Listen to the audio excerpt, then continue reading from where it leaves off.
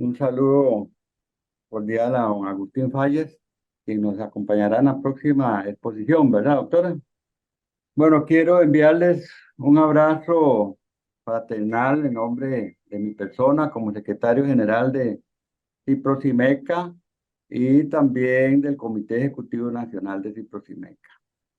A todos los que están hoy acá presentes en estas importantes charlas en nuestro 70 aniversario, que precisamente inició el día de ayer, 3 de septiembre, con una actividad muy bonita con profesionales en ciencias médicas, contribuyeron en algún momento con la evolución de nuestro sindicato y algunos juristas que también nos acompañó en esa actividad realizada el día de ayer.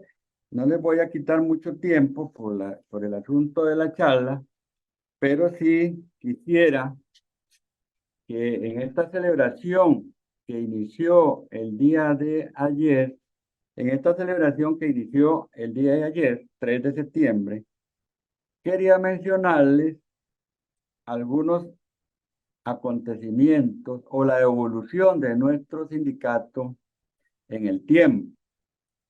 Precisamente, como es de conocimiento de todos, Ciprosimeca se fundó el 3 de septiembre de 1953.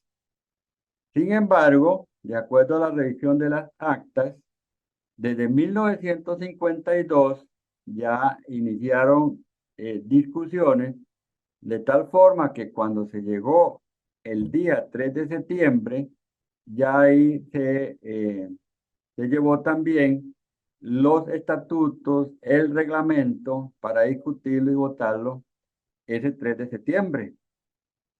Iniciaron la reunión a las 8 de la noche y terminaron con la aprobación de los estatutos, el reglamento y la nueva junta directiva y el nombre de Ciprosimeca a las 0:45 horas, o sea, el día 4 de septiembre. La discusión se inició el 3 de septiembre y se concluyó casi a la 1 de la mañana del día siguiente. Con una discusión muy amplia, fuerte, en ese momento, donde su principal discusión y oposición, la Unión Médica, que ahí hay una carta extensa en las actas, donde se oponía a la formación o al inicio de un nuevo sindicato, pero quien llevó la lucha y la moción que en aquel momento de junta directiva estaba fungiendo como vocal fue el doctor Rodolfo Céspedes, patólogo, que hay un busto frente al servicio de patología del Calderón Guardia y que fue profesor de algunos de los que estamos acá, incluyéndome, el doctor Rodolfo Céspedes, patólogo, quien presentó la moción de crear un nuevo sindicato que viniera a defender los derechos laborales y sindicales y sobre todo la seguridad, en este caso social de nuestro país, fue el doctor Céspedes. Después de una amplia discusión, como sucede en todo este tipo de asambleas, había una participación de 38 profesionales en ciencias médicas y la votación concluyó con 36 votos a favor y 2 votos en contra. Dentro de esos 2 votos en contra estaba el doctor Vargas Céspedes, quien en ese momento era el presidente de la Unión Médica Nacional, y otro colega. Bueno, bueno, y en esa oportunidad, en esa misma 3 de septiembre de 1953, se aprobó la incorporación de un nuevo gremio profesional, en este caso los dentistas, porque así se le llamaba en esa ocasión, los dentistas, eh, odontólogos, ¿verdad? Y también las cuotas iniciales que fueron de 5 colones la cuota inicial para estar afiliados a Ciprosimeca. Esa misma aprobación de actas, reglamentos, junta directiva, estatutos, fueron presentados al Ministerio de Trabajo y Seguridad Social el 3 de octubre de 1953 y fue devuelto por el mismo Ministerio de Trabajo el 27 de octubre de 1953 para subsanar errores jurídicos o que no iban de conformidad con el Código de Trabajo de aquel entonces. Una vez que se subsanaron los errores jurídicos y se anotaron de acuerdo a lo que indicaba el Código de Trabajo, se presentó de nuevo al Ministerio de Trabajo y Ciprosimeca, perdón, Ciprosimeca fue oficialmente inscrita ante el Ministerio de Trabajo el 9 de noviembre de 1953. Y bueno, desde ahí, aquí estamos con un sindicato fuerte, sólido, que estrenó o inauguró su edificio en el cual estamos actualmente en 1988, octubre de 1988, bajo la secretaría del doctor Donato, que todos conocemos. Actualmente, además de las luchas de 1982, de las huelgas, que todos hemos tenido referencias, y algunos movimientos fuertes para mejorar el salario de los profesionales en ciencias médicas e incorporación de profesionales en la caja, cuando ya la caja pasó a ser parte de lo que tenemos hoy. También en estos momentos tenemos en nuestro sindicato el himno de Ciprosimeca, tenemos un tribunal de ética, tenemos una biblioteca de Ciprosimeca que cualquiera puede visitar y revisar las respectivas actas desde 1953 y aún más, un poco antes del 52 para acá, de toda la evolución que ha tenido Ciprosimeca desde ese tiempo hasta el día de hoy, en esa biblioteca muy bien rescatada y muy bonita que está en la sala de sesiones. También evolucionando en el tiempo, además de los conflictos, los problemas, las marchas, las huelgas y todo lo que ustedes conocen, se hizo el parqueo de Ciprosimeca sin préstamo, con dineros propios y que ustedes lo pueden conocer cuando nos visiten por acá o si ya lo conocen, pues bien, que está precisamente al frente de el edificio principal que se inauguró en 1988. En la actualidad, a como vamos, además de las luchas sindicales de 1982, seguimos en unión sindical con otros sindicatos para defender las luchas que emprendemos en favor de los derechos laborales a nivel de la caja, a nivel central, a nivel de la caja costarricense de Seguro Social y algunas veces, casi que la mayoría en estos momentos, con acciones que presentamos en los tribunales contenciosos administrativos, la sala constitucional, los juzgados de trabajo, reuniones constantes con los diputados, con personas, gerencias y gerencias médicas, administrativas y recursos humanos de la caja.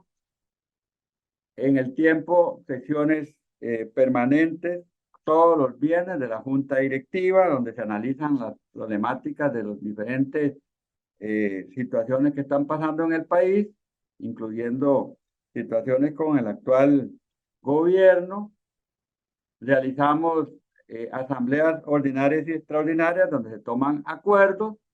Pasamos también de tener filiales. Cuento todo esto porque iniciamos muy pequeñito en 1953 y cómo hemos ido creciendo en el tiempo a como estamos el día de hoy. Antes se llamaban filiales, ahora se llaman comités ejecutivos locales. En estos tiempos de 70 años han habido reformas de los estatutos, han habido reglamentos y actualmente, bueno, además contamos con un personal administrativo, no como cuando iniciaron nuestros compañeros, un personal administrativo competente, abogados que resuelvan los problemas administrativos laborales y un abogado de malpraxis médica como lo es el doctor Carlos Tiffer Sotomayor, y enfocándonos actualmente en una lucha con el asunto del salario global. Hasta el día de hoy en la mañana, en la reunión sindical y en la unidad sindical y también en ATIPROS, seguimos analizando lo del salario global. Aquí vamos, una lucha más. Había tiempo para definir lo del salario global 10 de septiembre. Resulta que, de acuerdo a los análisis de los perfiles profesionales para los cuales ya las sectoriales de las diferentes profesiones que tenemos acá, de las disciplinas, están trabajando en esos perfiles o van a empezar a trabajar en esos perfiles, pero resulta que ni para la caja ni para nosotros va a haber tiempo suficiente para que esos salarios globales ingresen a partir del 10 de septiembre, como está establecido. Se nos va a llevar como un año aproximadamente para saber con respecto a salario global. Es una lucha que continuaremos ahí todos los sindicatos, incluyendo por supuesto Ciprosimeca. Quería darles un resumen rápido de toda la evolución, muy a grosso modo de la evolución de nuestro sindicato, darles un cordial saludo y abrazo de parte del Comité Ejecutivo Nacional de Ciprosimeca y por supuesto solicitarles a los que son parte del Comité Ejecutivo locales que tenemos que estar activos y llevar el pulso de todo lo que está sucediendo. Y para eso, qué mejor que hablar con nuestros afiliados en cada una de nuestras unidades, poner las comunicaciones respectivas en las pizarras informativas, que hay algunos comités ejecutivos locales que todavía la pizarra está en la oficina del presidente del comité ejecutivo local, cuando debería estar en un lugar visible con información. Lo digo a modo general, pero sobre todo, compañeros y compañeras, debemos estar nosotros todos unidos y comprometidos con Ciprosimeca, que es una organización que hoy ya cumple 70 años y que es un sindicato grande, poderoso, que tenemos una buena estructura legal, administrativa, y con todos ustedes ahí, dándoles un abrazo a todos, pidiéndoles que debemos estar unidos nosotros y comprometidos completamente con Ciprosimeca por un asunto de que nuestro sindicato es un sindicato fuerte, poderoso, grande, con una estructura administrativa y legal y con todos ustedes a la cabeza de este sindicato y que somos parte de este sindicato, somos historia de este sindicato para seguir en la lucha y la defensa de la seguridad social y la defensa de la caja que ha estado siendo tan agredida, digámoslo así, con esas palabras, por la presidenta ejecutiva de la institución.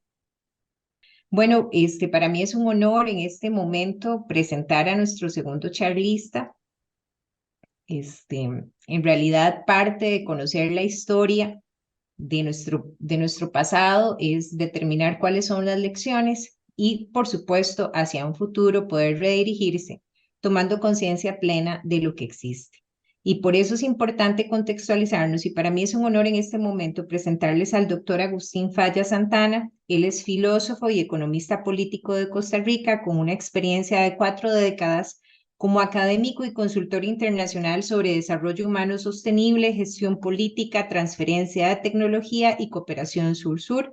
La investigación del doctor ha sido financiada por entes internacionales. Él tiene una maestría en MIT y el doctor se desempeñó como director de políticas y transferencias de tecnologías en Fundecur, que es la Organización Costarricense de Conservación Forestal, que desarrolló, probó e implementó el primer sistema mundial de pagos para los servicios ambientales proporcionados por los bosques al país y al mundo. El doctor Fallas es considerado como una autoridad internacional en tecnologías disuasorias de deforestación basadas en el mercado. Ha sido académico e investigador visitante de la Universidad de California, Santa Bárbara, de Brown University en Providence, de la Universidad Clark en Worcester, en el Centro de Estudios sobre el Desarrollo de Kerala en India, Escuela de Negocios de INCAE, de la Universidad de Barcelona en España, entre otros. El doctor Fallas tiene una licenciatura en Filosofía de la Universidad de Costa Rica, una maestría en Ciencias Políticas de Massachusetts Institute of Technology y un doctorado en Economía Política, como mencioné, del MIT. Para nosotros es un honor, doctor, que usted nos pueda ubicar en qué es lo que está pasando en nuestro país para tener nosotros un contexto general y poder dar una lucha dirigida, motivada y fundamentada. Muy es un honor para nosotros contar con su presencia, doctor. El escenario es completamente suyo. Bienvenido, gracias. Les agradezco mucho la invitación, en particular al doctor Octavio Argueta, que ha sido un amigo mío de toda la vida, más de casi 60 años. Y pues esta posibilidad de compartir algunas ideas con ustedes. Aquí en la pantalla hay 5 puntos que yo voy a tratar de explicar un poco para tratar de entender qué es lo que está pasando en Costa Rica, pero también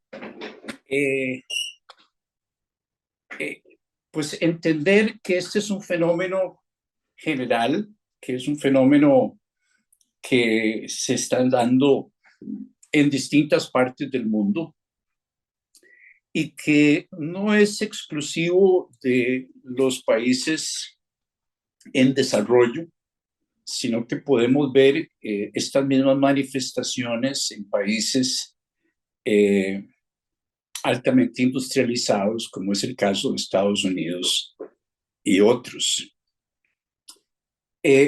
Un primer punto para empezar es que una de las consecuencias de la globalización, y me refiero a algo que se inicia a finales del siglo XX, principios de este siglo, es una progresiva desconexión de las élites con el Estado nacional y la producción nacionales. Esto tiene que ver con la transnacionalización de los intereses de las élites vía finanzas globales. Es decir, alrededor del mundo, las élites capitalistas se han transnacionalizado de tal forma que, a diferencia de lo que ocurría a inicios del siglo XX e incluso, digamos, durante todo el periodo entre 1929 y 1979, que el crecimiento económico estuvo impulsado por el Estado, en estos periodos las élites económicas y políticas tenían una relación directa con el Estado nacional y les importaba la satisfacción de las necesidades de los ciudadanos, precisamente porque la producción nacional estaba en relación directa con la educación y el bienestar en general de los trabajadores.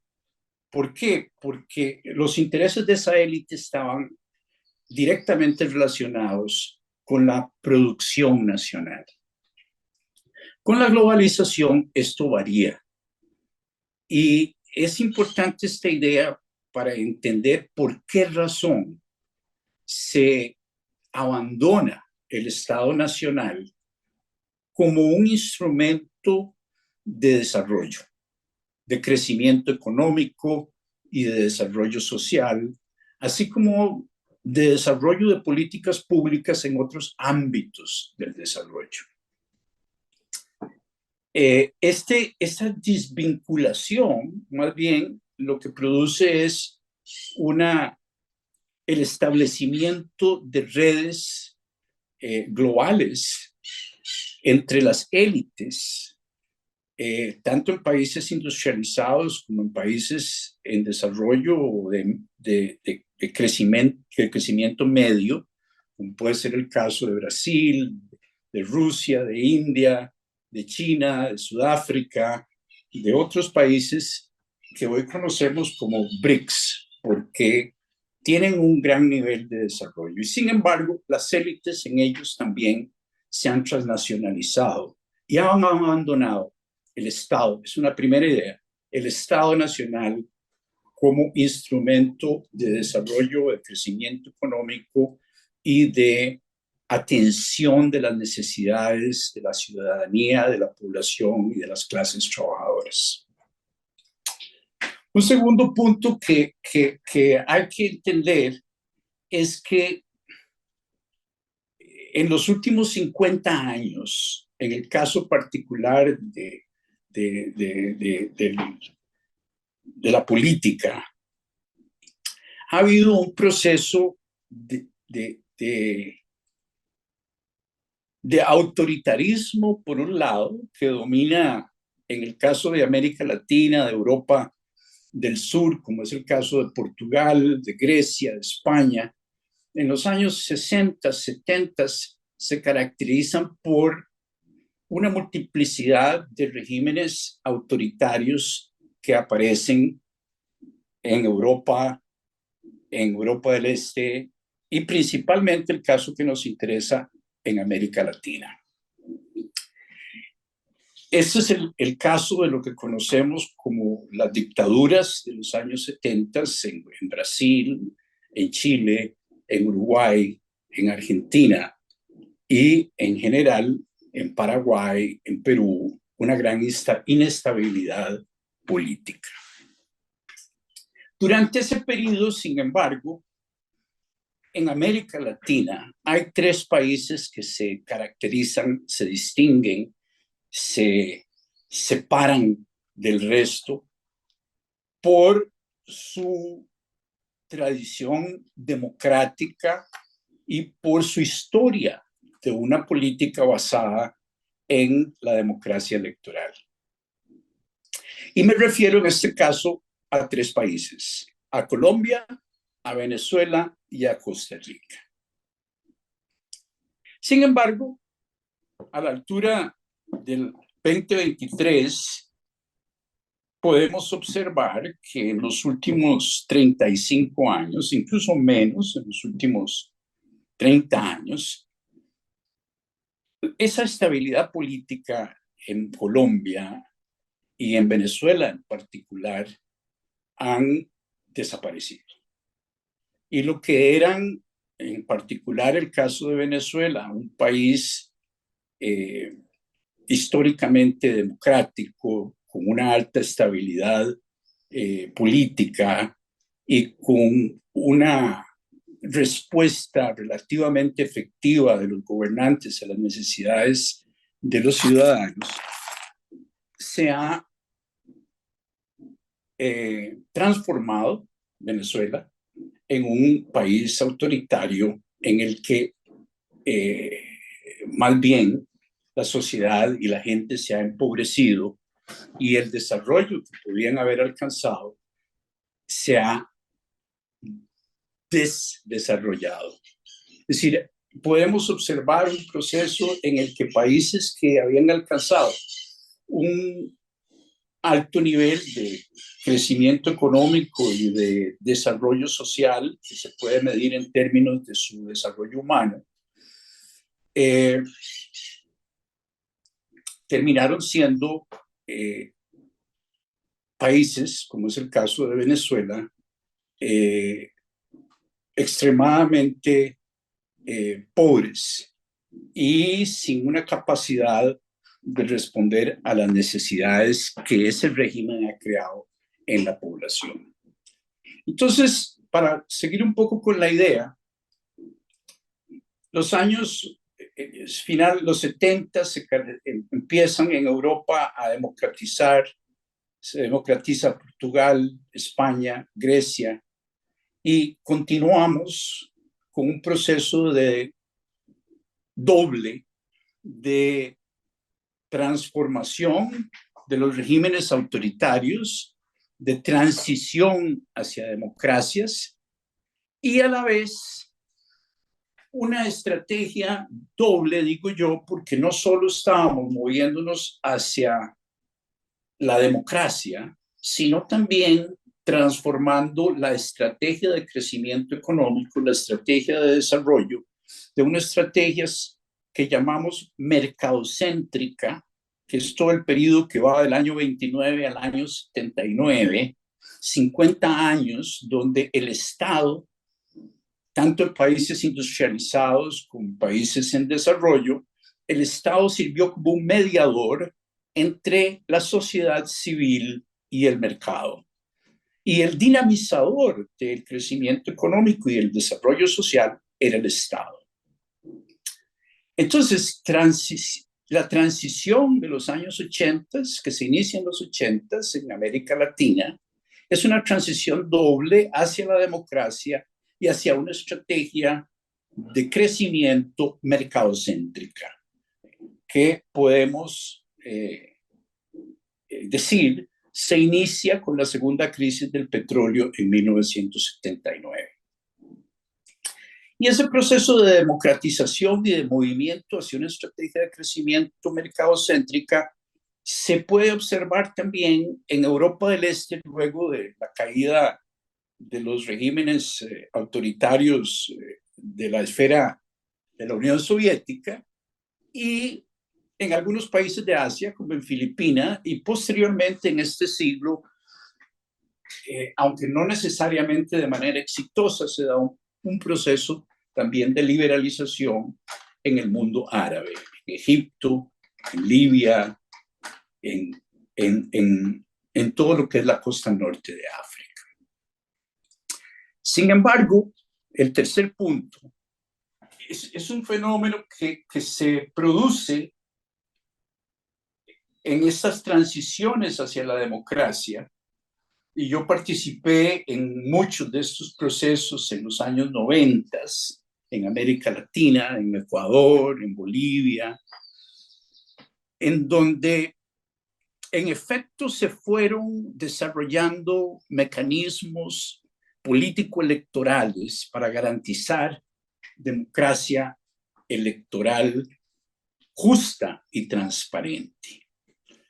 Y efectivamente estas democracias empiezan a funcionar y estamos hablando de los años 90, principios de los 2000, y aunque existen fenómenos irregulares, como puede ser el caso de Perú con Fujimori, tanto en América Latina como en Europa del Este, las democracias democracias electorales empiezan a consolidarse. Sin embargo, la democracia no es solo o exclusivamente mecanismos de político-electorales de elección popular. La democracia tiene que ir acompañada de un conjunto de valores que conocemos históricamente como los valores del liberalismo, o como los conocemos hoy día, deben ir acompañados esos mecanismos democrático-electorales por un conjunto de valores y de principios que conocemos como los derechos humanos o como los derechos humanos universales. Esa separación entre los mecanismos técnicos de elección popular que pueden institucionalizarse y funcionar adecuadamente, como lo han hecho en muchos países, necesitan de ese conjunto de valores que conocemos como derechos humanos para poder consolidarse e institucionalizarse la democracia, ya no solo como un mecanismo de elección popular, político-electoral, sino como un entorno en donde se producen las condiciones necesarias para que los ciudadanos de un país puedan desplegar sus talentos y llevar la vida que les satisface llevar. Es decir, la democracia entendida como la elección popular, democrática, electoral de los líderes políticos, conjuntamente con los valores propios de la democracia liberal y de los derechos humanos, tiene como objetivo crear las condiciones para que los individuos humanos concretos, que son ciudadanos de ese país en particular, puedan desplegar sus talentos y llevar la vida que valoran llevar. Es decir, en ese sentido, identificamos la democracia y el desarrollo con la ampliación de las libertades humanas en un país y en un contexto político, económico particular. Las democracias iliberales no contienen eso.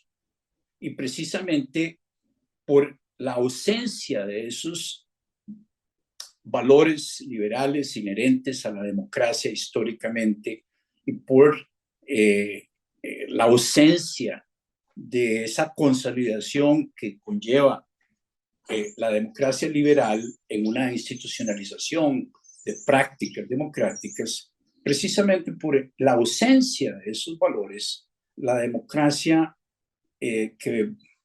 las democracias que logramos restaurar durante los años 80 y 90 no han podido consolidarse como tales.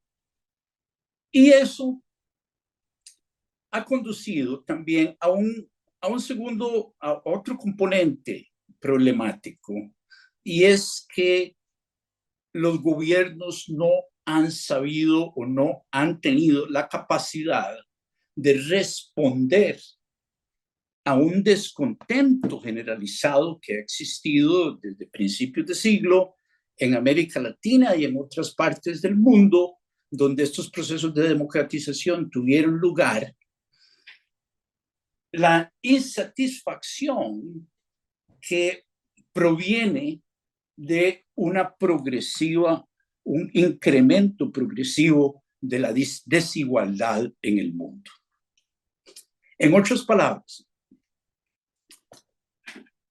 la estrategia de crecimiento mercadocéntrica que asumimos en ese proceso de transición de los años 80 y 90, una estrategia de crecimiento dinamizada por el mercado, no produjo las condiciones para que la sociedad como una totalidad, la sociedad en sus distintos quintiles poblacionales pudieran satisfacer sus necesidades básicas e ir más allá de ellas y poder desplegar, como decía yo antes, la libertad de llevar la vida que se valora llevar.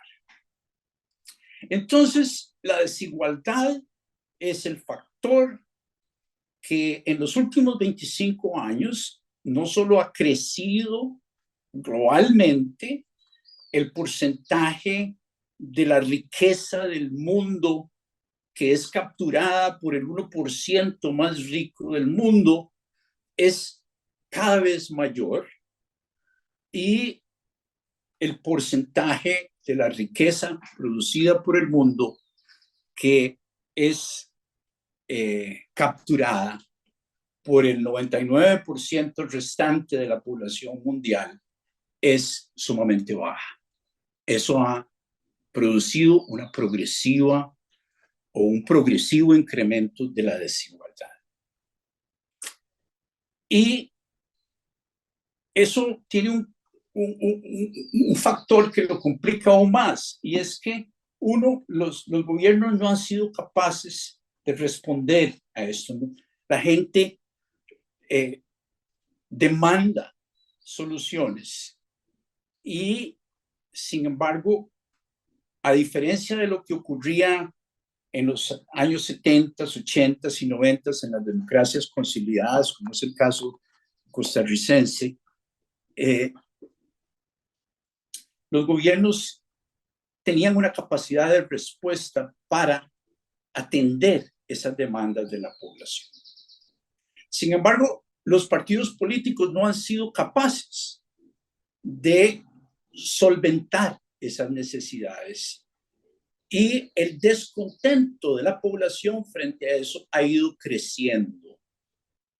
Y pasamos con ello al punto 5, y es que frente a ese proceso de exclusión, piensen ustedes en lo siguiente: la estrategia de crecimiento en general en el mundo, y en particular en Costa Rica de los últimos 40 años, ha sido una estrategia de atracción de inversión extranjera directa, empresas que vienen a instalarse en el país y que ciertamente son empresas muy productivas y que requieren de un trabajador con una capacitación media técnica importante, y que en efecto ha sido un proceso en el que Costa Rica ha sido muy exitoso, gracias a instituciones público-privadas como CINDE, que es considerada la mejor agencia de atracción de inversión extranjera directa del mundo, por encima de Singapur. Ese éxito que nosotros tuvimos para capturar inversión extranjera directa y para hacer crecer nuestra economía con la inversión de estas compañías, si bien ha generado trabajos, esta estrategia de crecimiento ha dejado por fuera al primer quintil de la población que vive, que es por así decirlo, es el quintil excluido. Lo mismo que el segundo. Y solo para que tengan una idea, ese primer quintil es el 20% de la población costarricense, que cuando vemos los números de pobreza dice que hay un 20% de la población costarricense que vive bajo la línea de pobreza. Y ese 20% está constituido por el primer quintil de nuestra población. Y ese primer quintil, en la estrategia de crecimiento presente, ha estado excluido. ¿Qué quiere decir eso? Que con habilidades básicas, esa población, ese 20%, que cuando se analiza en la encuesta de hogares que hace el Instituto Nacional de Estadística y Censo, sabemos que ese 20% está constituido por hogares que tienen 3.3 personas, y esas 3.3 personas viven con cerca de 185,000 colones al mes. Y esos 185,000 colones al mes incluyen las ayudas como Avancemos, como asignaciones familiares, como los bonos de vivienda. Es decir, de no ser por la atención del Estado, estas gentes estarían en un nivel de pobreza extrema, aún mayor. Ahora bien, ¿por qué les cuento esto? Porque en general en América Latina, frente a la falta de respuestas a este problema del descontento generado por la desigualdad, se ha visto el autoritarismo como una respuesta a esa exclusión y a las necesidades insatisfechas. Veamos un poquito aquí cómo es que se ha visto el desarrollo históricamente, de una manera rápida para no hacerlo muy largo. Pero el problema del desarrollo históricamente se vio como, primero que nada, nadie pensaba en el problema del desarrollo antes de finales de la Segunda Guerra Mundial. ¿Por qué? Porque la mayor parte de los países crecían y a nadie le preocupaba ni la teoría del desarrollo, ni cómo lograr que los países crecieran. Sin embargo, después de la Segunda Guerra Mundial, hay un proceso de descolonización del mundo y surgen una serie de nuevos países que es necesario incorporar a la economía global. Y ahí es a donde los economistas y teóricos del desarrollo empiezan a plantearse este problema. Pero en ese instante, el problema es principalmente el desarrollo es entendido exclusivamente como crecimiento económico. Y sin embargo, poco a poco, conforme se va desarrollando el capitalismo de la posguerra, de la post-Segunda Guerra Mundial, se va haciendo ver poco a poco que el crecimiento capitalista no es sostenible. Y ya para los años 70 se sabe que es necesario, gracias al Club de Roma, que es necesario cambiar la producción capitalista, hacerla sostenible, porque el impacto que el crecimiento económico global está teniendo sobre el medio ambiente va a producir un colapso global de la producción para finales de los años 70. Y eso es lo que conduce a un segundo componente del desarrollo. No solo es crecimiento económico, sino que es sostenibilidad ambiental. Y esto es un proceso que viene desde 1972, cuando el Club de Roma presenta esta tesis de la necesidad de transformar la producción capitalista y hacerla más sostenible, hasta el Acuerdo de París, donde se plantea la inequidad global del desarrollo en términos del impacto ambiental que tiene la producción capitalista de los países altamente industrializados frente a la producción capitalista de los países pobres. Y cómo estos países pobres, en el marco del Acuerdo de París, deben y tienen el derecho a seguir creciendo y emitiendo gases con efecto invernadero, porque necesitan crecer para atender las necesidades de los más vulnerables, la gente pobre. Y es así como pasamos a ver el desarrollo ya no como algo general, como un conjunto de recetas que nos dirigen hacia el desarrollo, hacia un fin, sino a entender el desarrollo como un proceso de aprendizaje en el que los problemas particulares específicos de un país en un ámbito particular, como puede ser el ámbito ambiental, se ven como un proceso de aprendizaje en donde los países desarrollan soluciones ad hoc para los problemas específicos que limitan su capacidad de crecimiento. Ese es el caso de Costa Rica en los últimos 30 años con el problema de la deforestación. Nosotros desarrollamos un proceso de aprendizaje y logramos resolver el problema de la deforestación haciéndole rentable al dueño de bosque y de tierras boscosas la conservación. Y eso es un gran logro. Hace un poquito más de 30 años, la tasa de deforestación era cercana al 8% anual, lo que hubiera conducido a que los bosques en Costa Rica desaparecieran para principios del año 2000. Y sin embargo, tuvimos un proceso de aprendizaje en el que desarrollamos una estrategia, el pago de servicios ambientales, la ley 7575, que hoy día, gracias a ella, ha permitido recobrar la cobertura boscosa en Costa Rica al punto que el territorio nacional hoy día está cubierto en un 61% de su totalidad por bosques.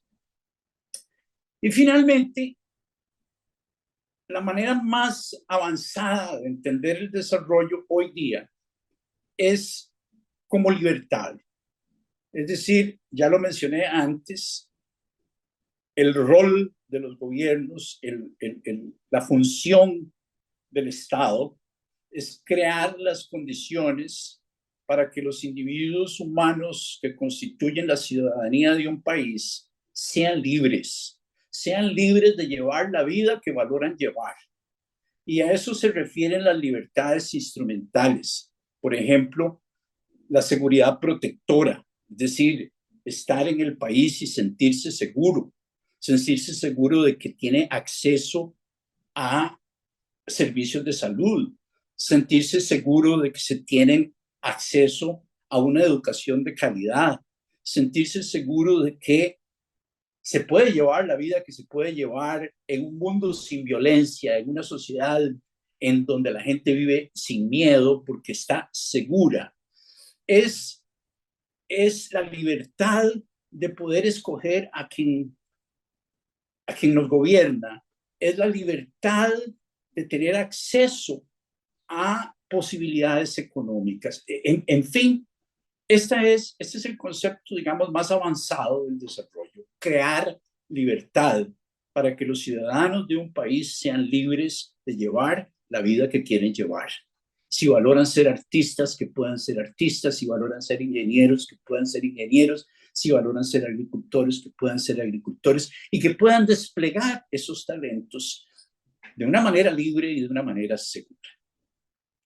Ahora bien, para avanzar un poco con esto, veamos un poco la desigualdad. Vean ustedes acá, aquí tienen ustedes a Costa Rica. Cuando medimos la desigualdad, usamos un instrumento que llamamos el coeficiente de Gini y que cuanto más se acerca a 1 ese coeficiente, la sociedad es más desigual. Cuanto más se acerca a 0, la sociedad es más igualitaria. Entonces, esos son los números del año 21. Y ustedes pueden ver aquí que Colombia tiene un Gini de 54.2. Eso significa que es el país más desigual. Panamá tiene un 49.8 y Costa Rica un 49.3. Fíjense abajo, El Salvador con un 38.8, República Dominicana 39.6, Uruguay, que es un país muy semejante a nosotros, con 40.2. Esto es uno de los problemas principales de nuestro país. Nos hemos convertido en uno de los países más desiguales, no solo de la región de América Latina, sino también del mundo. Es decir, y estos números podrían hoy día, al año 23, ser un poquito más altos. Es posible que estemos ya por encima del 50 porque esto es un número del 21. Pero bien, en fin, el punto aquí es que siendo la desigualdad el factor que genera el descontento de la población, este es el caso del grado de desigualdad que hemos alcanzado en Costa Rica, por encima de Brasil, por encima de Guatemala, que es uno de los países que se consideraba más desigual, por encima de Honduras, por encima de Nicaragua y de Ecuador, por encima de México, de Chile, que es un país semejante a nosotros. Vean entonces cómo esa desigualdad que ha generado descontento, aquí en este otro gráfico, al igual que les decía, en este caso, es un gráfico que refleja la confianza en el gobierno y la percepción de corrupción que tienen los ciudadanos de cada uno de estos países sobre su propio país. Aquí, cuanto más bajo es el número, más descontento y más corrupción es percibida por los ciudadanos. En el extremo del autoritarismo y de la corrupción, tenemos a Rusia y a México. Y en este otro extremo, en el extremo de la confianza en el gobierno y de una percepción de baja corrupción y de una percepción de respuestas a las demandas de la ciudadanía, tenemos principalmente a los países escandinavos, ¿verdad? Finlandia, Suecia, Dinamarca, Nueva Zelanda, en este caso, Noruega, Checoslovaquia y Costa Rica. Vean que los más satisfechos están cerca del 90%. Y aquí Costa Rica se ubica solo un poquito por encima, esta es Costa Rica, solo un poquito por encima del 55%. Es decir, estamos en la mitad donde hay un porcentaje importante de la población que no ve, que no confía en el gobierno, que no considera que el gobierno va a resolver sus necesidades y que ve la sociedad, en este caso la sociedad costarricense, como una sociedad corrupta.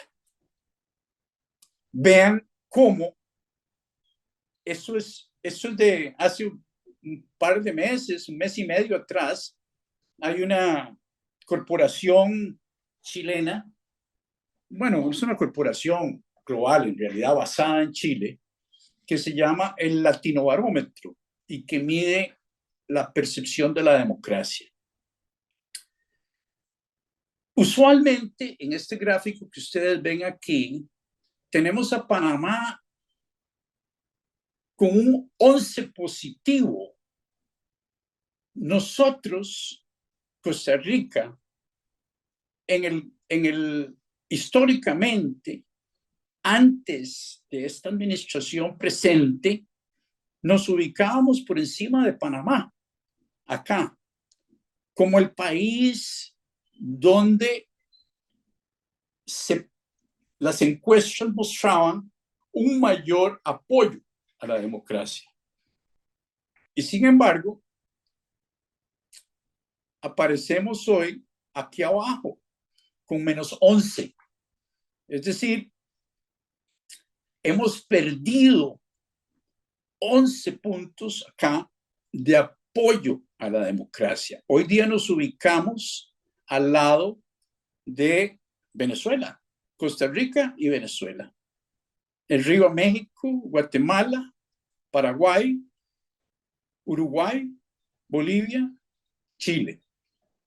Es decir, por un lado, refleja el descontento frente a la desigualdad, el descontento frente a la falta de capacidad e interés del gobierno de atender las demandas de la población y particularmente resolver el problema de la inequidad, de la desigualdad. Creo que este es, digamos, la problemática principal que enfrentamos.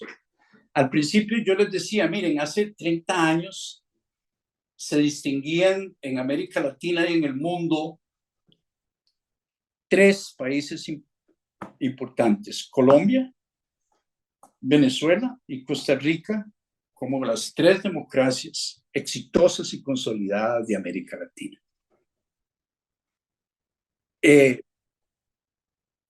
Por razones, digamos, que no me voy a extender acá,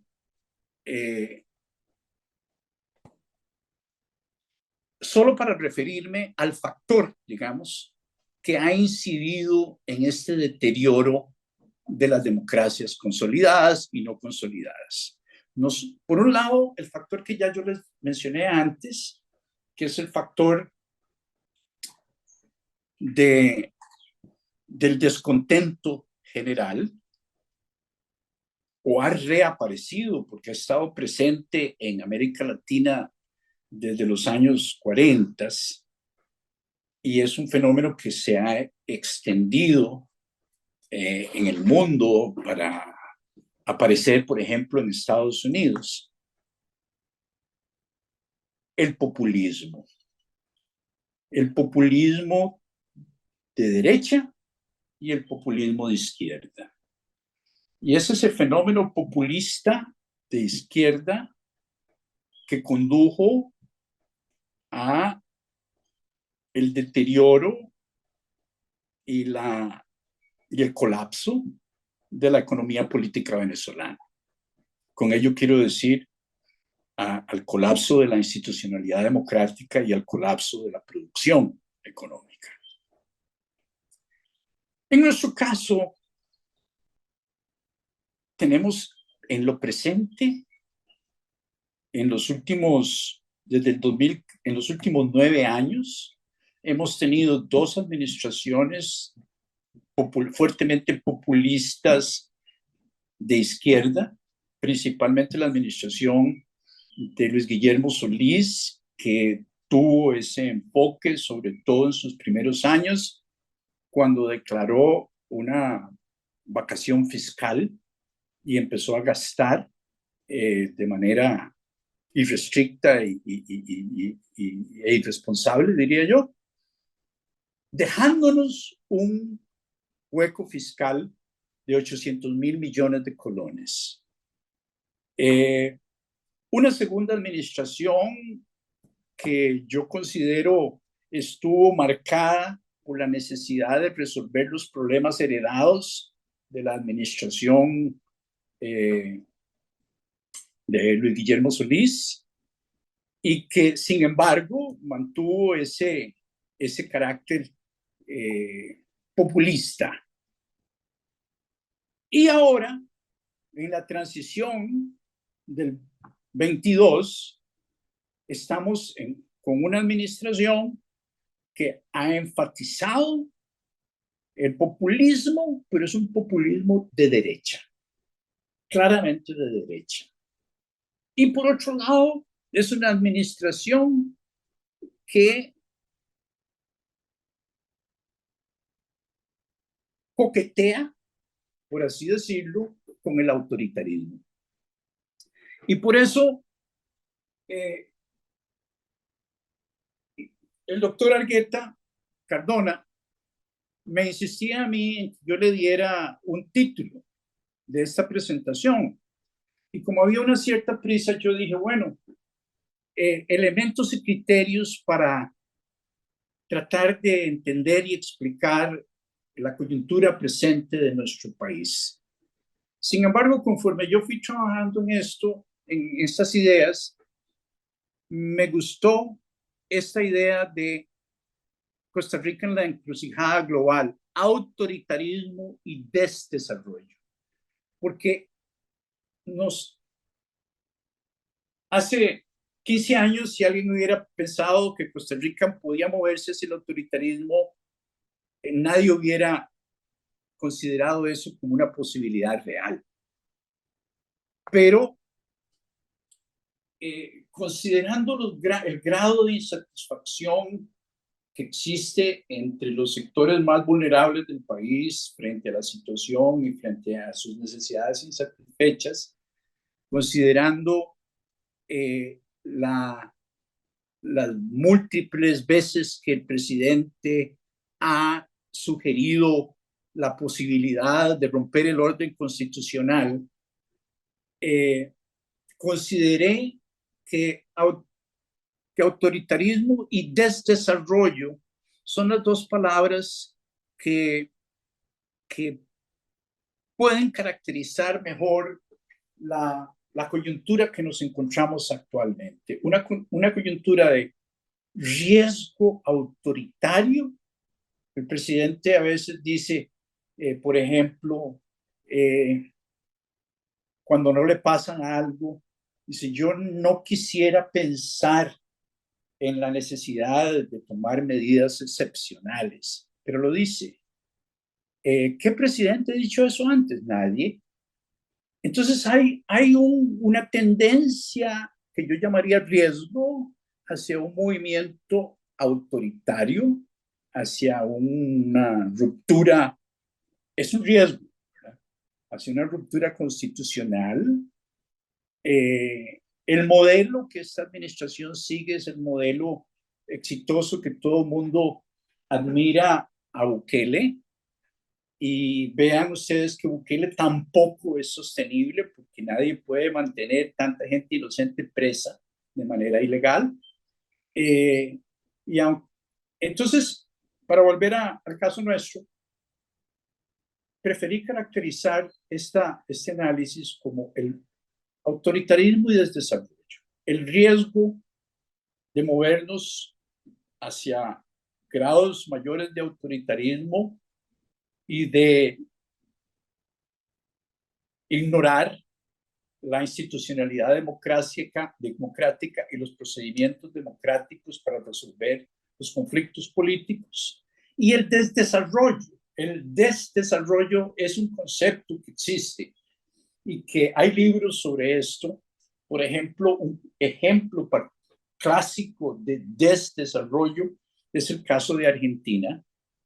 Argentina sigue siendo,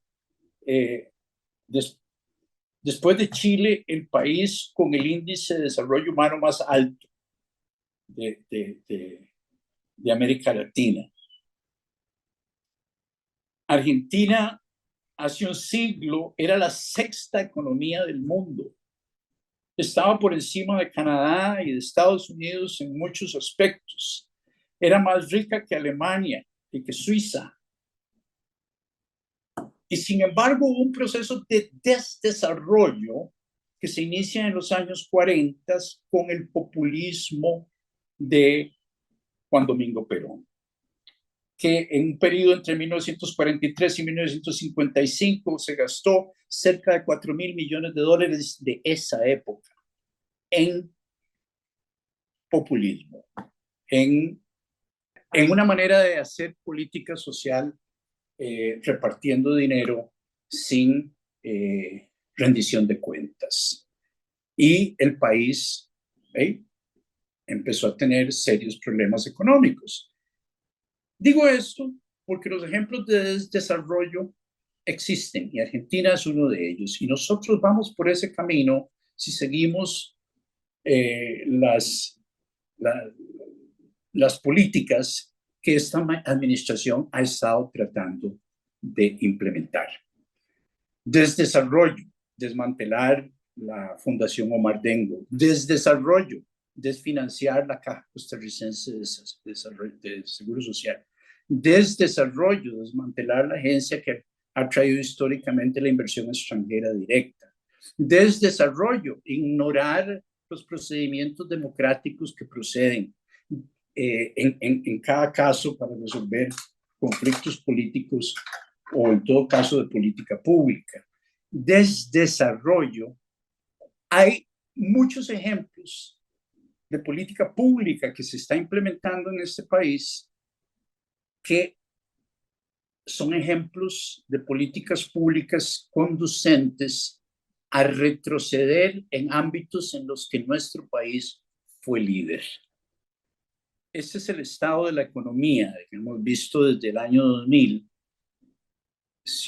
Hemos venido creciendo a unas tasas que son relativamente bajas. Es un crecimiento económico sostenido, pero necesitamos más crecimiento como el que observamos en el año 2006, en el 2007, que es crecimiento por encima de un 7 y ojalá de un 8%. Esto de aquí es la crisis del 2008 que impactó a nuestro país, el rebote del crecimiento posterior a la crisis del 2008, pero si ustedes ven, hemos venido creciendo cada vez a tasas menores, 2.5, 3.5, 3.7, 4.2, y aquí volvemos a caer en el 18 por la crisis fiscal a 2.4, y aquí está la pandemia, 4.3, y este es el rebote reciente.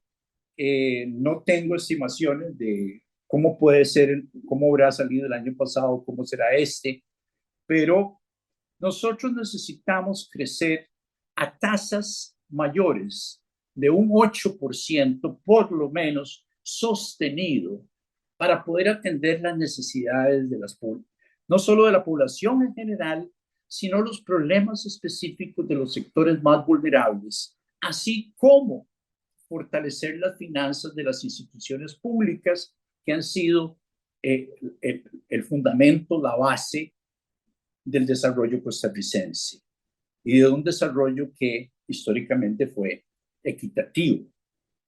De esa producción que acabamos de ver, esto es lo que gastamos en desarrollo social. Este es el gasto que comprende salud, educación, pensiones, vivienda y ayudas sociales. Nosotros, este es un indicador importante porque nosotros nos hemos caracterizado históricamente por invertir en la gente.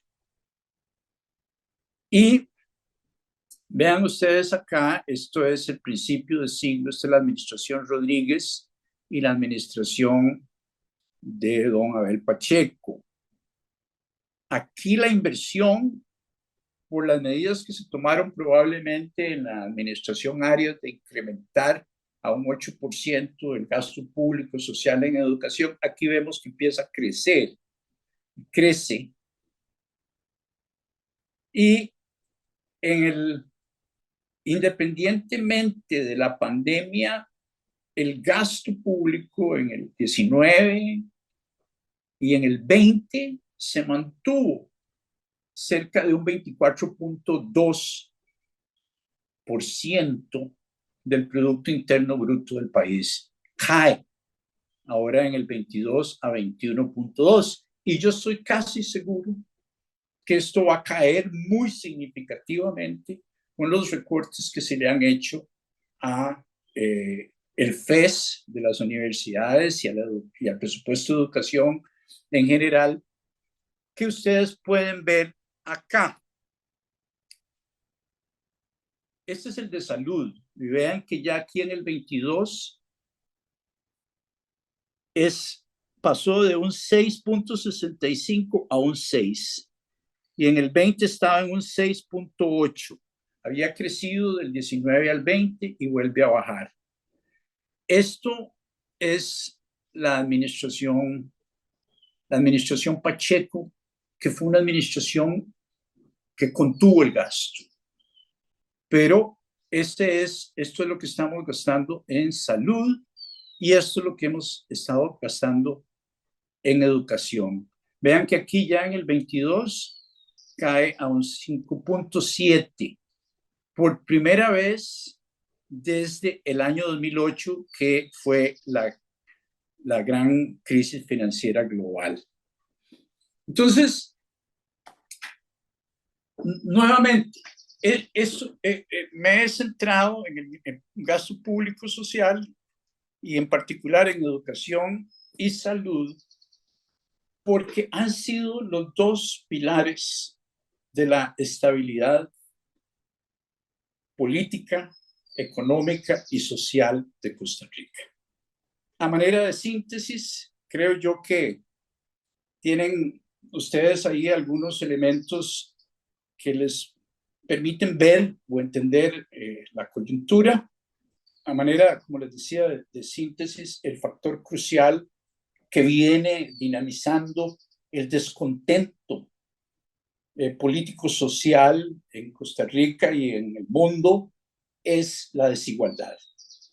Y la desigualdad y las necesidades insatisfechas han conducido a considerar el autoritarismo como una opción, siempre y cuando esa opción responda a las necesidades insatisfechas de la población más vulnerable. Vean el caso de las últimas elecciones en el país. La del 22, la del 18, la del 14 y la del 10.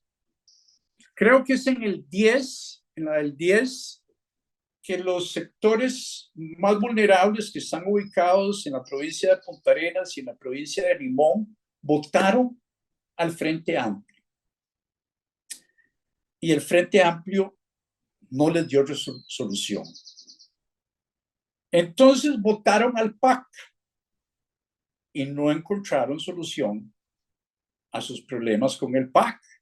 Y en esta última administración votaron a Rodrigo Chávez.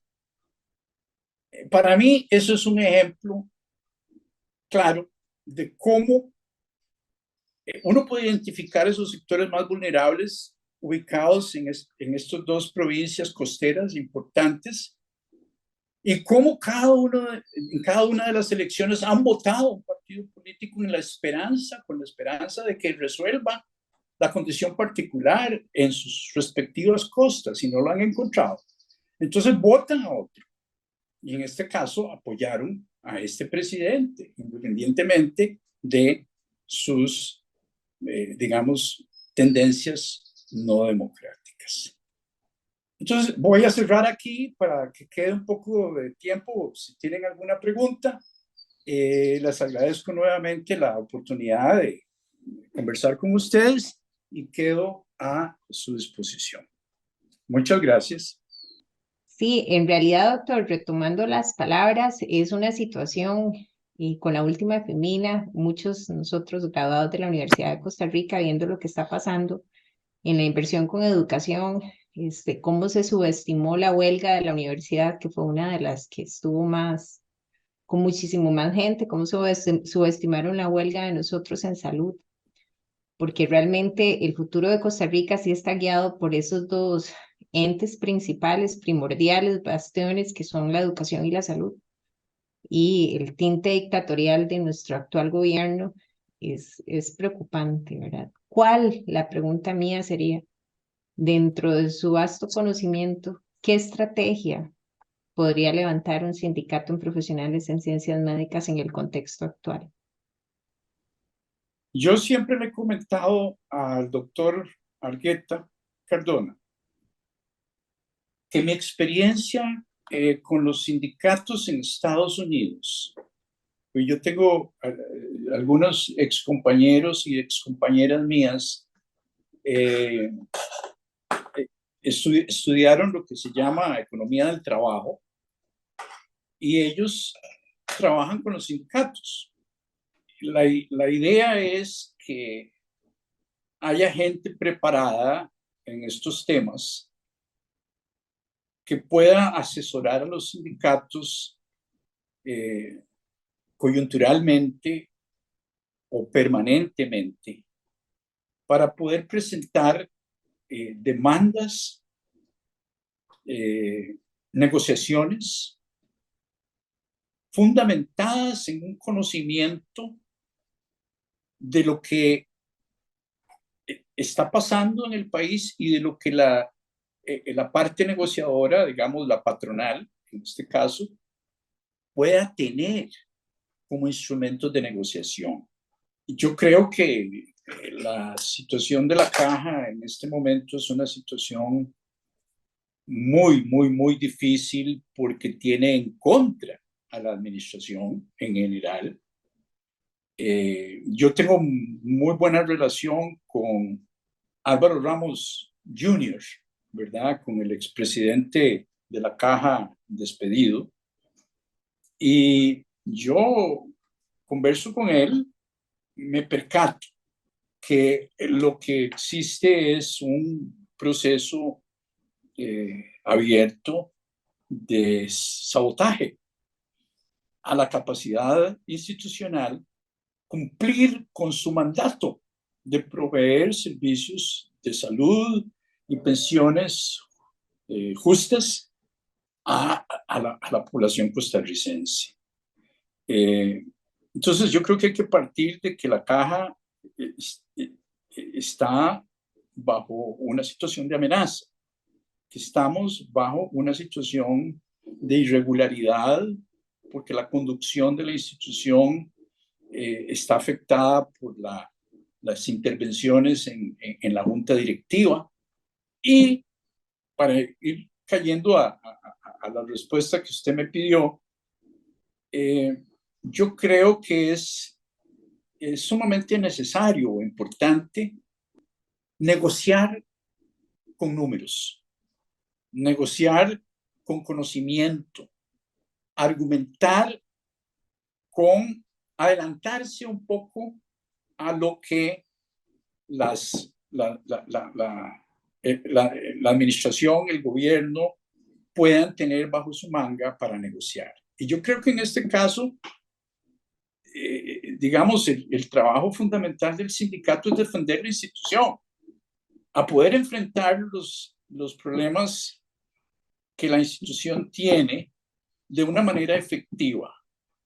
Yo no soy un experto en la institucionalidad de la caja, es decir, no conozco por dentro las cosas. Conozco algunas cuestiones, pero por lo que yo he conversado con el doctor Argueta, yo tengo la impresión de que hay un sinnúmero de problemas políticos internos a la caja. Y entonces es muy difícil negociar por la institucionalidad cuando no hemos resuelto los pequeños problemas que existen entre grupos de interés internos a la caja. Un ejemplo que tengo, yo repito, yo no tengo un conocimiento de primera mano, pero me han contado, digamos, de los problemas que existen con los especialistas, con los médicos especialistas, que tienen una función de preparar a otros especialistas y de ir haciendo crecer la capacidad científica y tecnológica de la caja en esas especialidades, y que por las razones que sea, de interés de gremio, qué sé yo, por miedo a la competencia, no se capacitan esos especialistas, no se hace. Entonces, repito, yo no conozco esto de primera mano, lo estoy hablando y hago la salvedad con fuentes secundarias, pero el punto principal es que si queremos resolver los problemas que están obstaculizando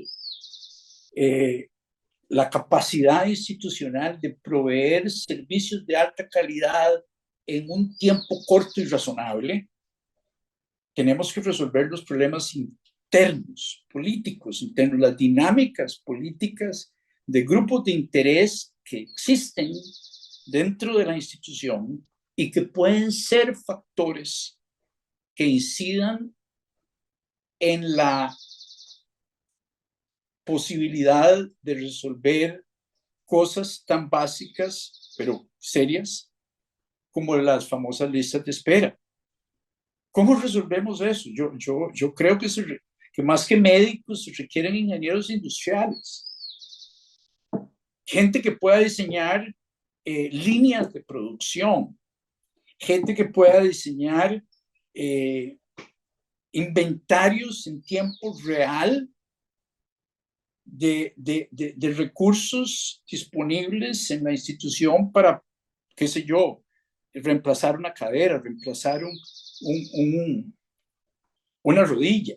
Es decir, yo conozco, tengo amigos, gente que ha cotizado a la caja cantidades de dinero insospechadas durante 45 años porque han tenido muy buenos trabajos y por sus trabajos, qué sé yo, sus cotizaciones han sido altas y cuando necesitaron del servicio de la caja reemplazar una rodilla, les dijeron, no podemos hacérselo hasta dentro de 5 años.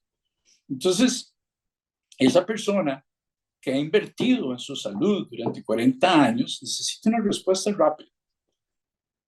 Y yo creo que nadie sabe mejor cuáles son esas dinámicas políticas obstaculizantes que los sindicatos. Es decir, los sindicatos son los que están adentro, son los gremios, son los que están organizados, son los que conocen las dinámicas institucionales, los problemas específicos de cada. Entonces, para última línea, por decirlo así, para responderle a su pregunta, yo creo que hay que tener gente técnica, especialistas, que asesoren antes de proponer, de elaborar una propuesta, hacerla educadamente, de una manera sólida. Eso es lo que yo sugeriría. Estamos en una coyuntura económica, política en este país que probablemente no habíamos vivido antes, o que yo creo que no habíamos vivido antes. Exacto. Un presidente que realmente no muestra ningún interés en saber cuáles son las necesidades de la gente. Él trae una agenda, no sabemos, porque no es él el de las ideas. Hay un sector importante, un grupo de interés. Yo no tengo